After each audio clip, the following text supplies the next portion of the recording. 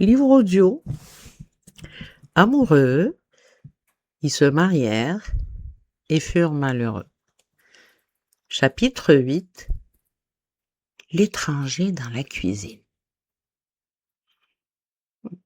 Ce n'est pas arrivé d'un seul coup. Il n'est pas entré dans la maison avec le visage d'un inconnu. Elle non plus, d'ailleurs. Le changement a été si discret qu'aucun des deux ne l'a remarqué. Au début, ni après. Puis, un matin, il l'a regardée préparer le café.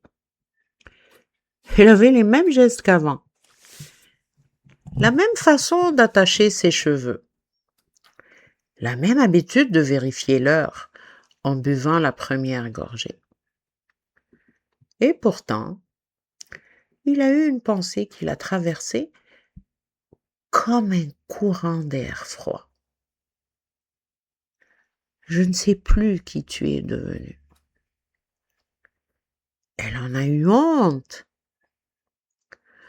Comment pouvait-on partager une maison, un lit, des enfants, des souvenirs et penser une chose pareille?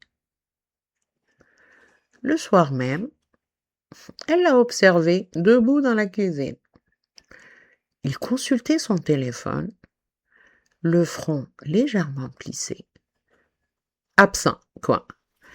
Elle a cherché dans son visage l'homme qu'elle avait aimé autrefois. Celui qui riait trop fort même, celui qui l'embrassait sans raison, celui qui lui racontait ses idées les plus folles. Elle ne l'a pas trouvé immédiatement. Et cette absence l'a effrayée. Ils continuaient pourtant à vivre ensemble, à décider du menu de la semaine, à parler des enfants, à se demander qui irait chercher les médicaments de son père, à commenter la météo, à choisir un gâteau d'anniversaire. Connaissaient déjà les détails pratiques de leur existence. Mais ils ignoraient les paysages intérieurs de l'autre. Quels étaient ses rêves aujourd'hui? Ses peurs? Ses regrets? Qu'est-ce qui le faisait sourire quand personne ne regardait? Qu'est-ce qui l'a réveillé au milieu de la nuit? Tous les deux ne savaient plus, mais alors là, rien du tout.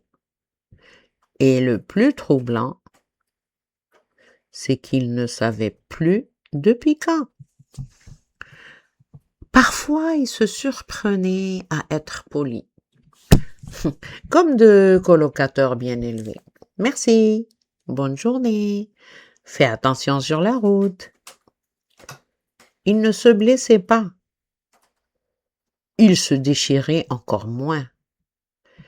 En fait, ils se contournaient avec douceur, avec prudence.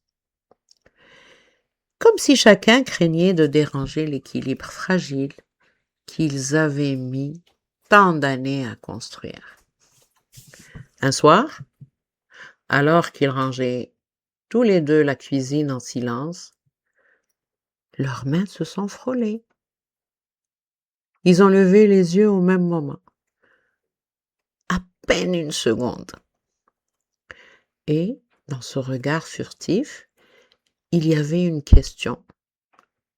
Bien sûr, qu'aucun d'eux n'a osé poser. Qui es-tu devenu? Pendant que je regardais ailleurs.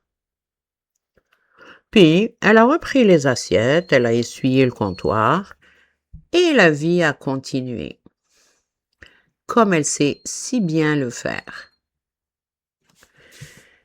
Mais quelque chose avait changé.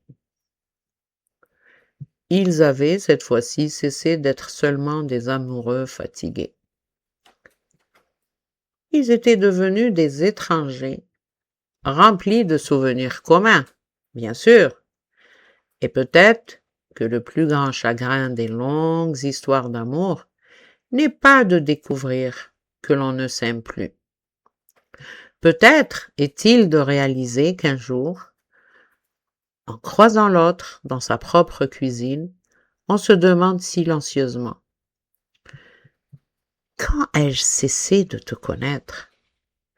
Et de comprendre que pendant toutes ces années, la même question attendait peut-être de l'autre côté de la table.